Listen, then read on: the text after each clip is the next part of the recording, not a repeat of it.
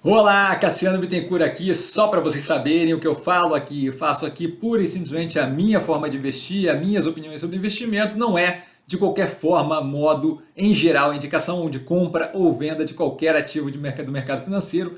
E agora o vídeo, valeu! Olá, Cassiano Bittencourt, pela visão do estrategista neste momento, para analisar a Engie, então, a operação de infraestrutura elétrica, com participação menor agora na TAG, a parte de comercialização, geração e transmissão, então bem integrada, a parte de transmissão acabou de ter uma evolução ali forte na conquista de um lote no leilão de grande porte, tá? 2 bi e pouco de investimento previsto, 200 e tantos milhões de RAP garantida. Tá? A empresa de energia do portfólio com resultado bem plain vanilla, o resultado não chama muita atenção assim no sentido de ter muitas oscilações, é uma operação que trabalha com ciclos de longo prazo, então é mais que natural que as mudanças sejam mais vagarosas. Isso inclusive eu vou comentar aqui. Tá? A operação vive um momento de novo ciclo de investimentos. Isso implica em remodelagem do portfólio, como a venda da Pampa Sul, a Jorge Lacerda, anteriormente, ambas de termoelétrica, tá? E agora ainda afetada pela venda da participação da TAG.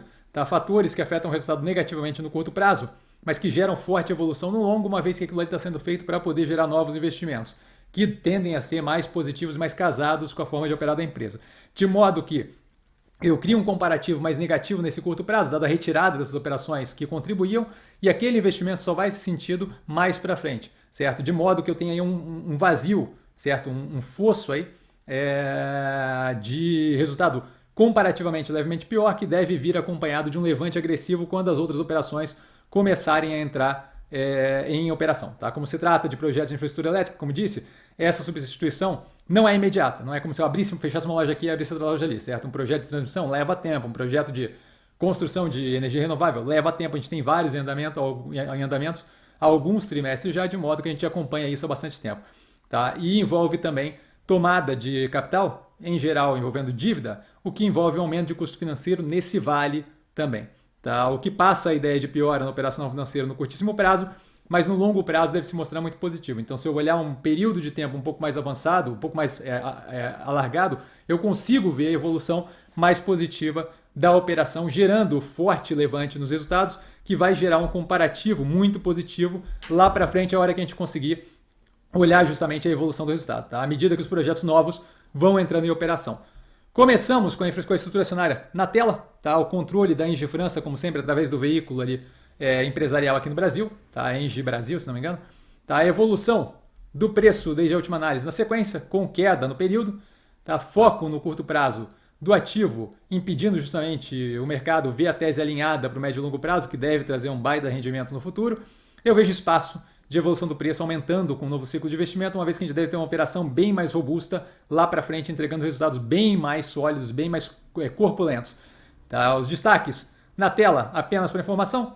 Temos aí um novo projeto de transmissão comentado, de grande porte, adicionado no portfólio de investimentos da operação, bem positivo, e a gente vai ter a abertura do mesmo aqui durante a análise.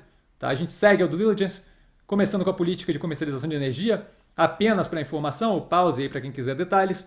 As hidrelétricas tiveram forte produção, mesmo com a seco, que mostra a robustez do portfólio de geração da Engie, sim, tá? Permitindo, achei que era outra empresa já, permitindo redução na compra de energia para entregas contratadas, o que acabou afetando ali o resultado positivamente, mesmo com os pontos negativos de desinvestimento, por exemplo, na TAG. A gente vai ver isso daí mais para frente.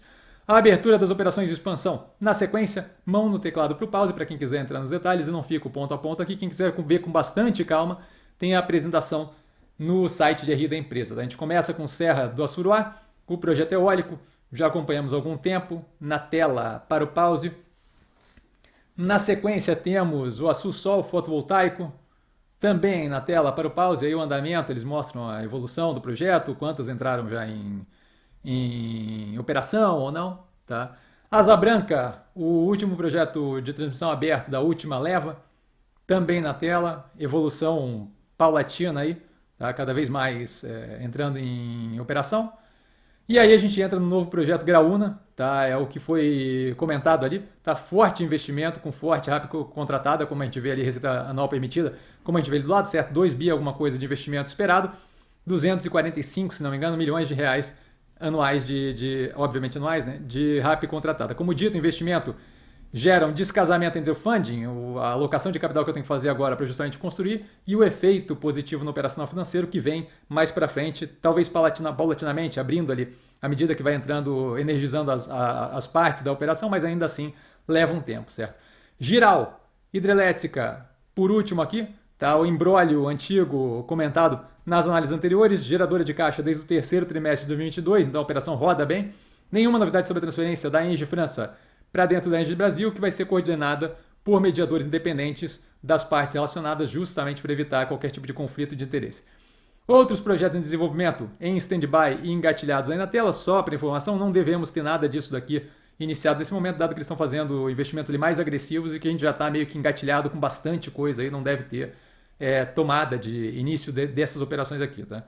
Seguindo para o operacional financeiro, que tem piora justamente pelo descasamento entre desinvestimento e novos investimentos, além da tomada de capital para funding desses novos investimentos, como falado, para financiamento.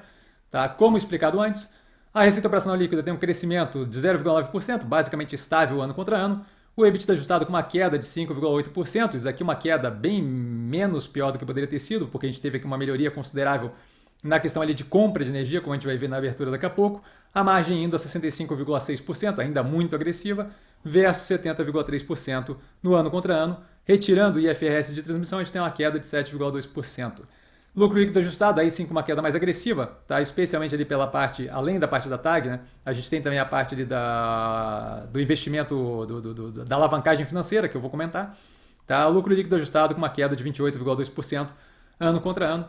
A gente vê pela abertura, justamente o que foi comentado, o EBITDA com peso ali do desinvestimento da TAG, tá? Ainda assim com melhoria na qualidade operacional, com forte geração de energia, reduzindo a necessidade de compra de energia mesmo durante o período de seca, o que volta a reforçar. Mostra aí a relevância, a resiliência do portfólio de geração da Engie.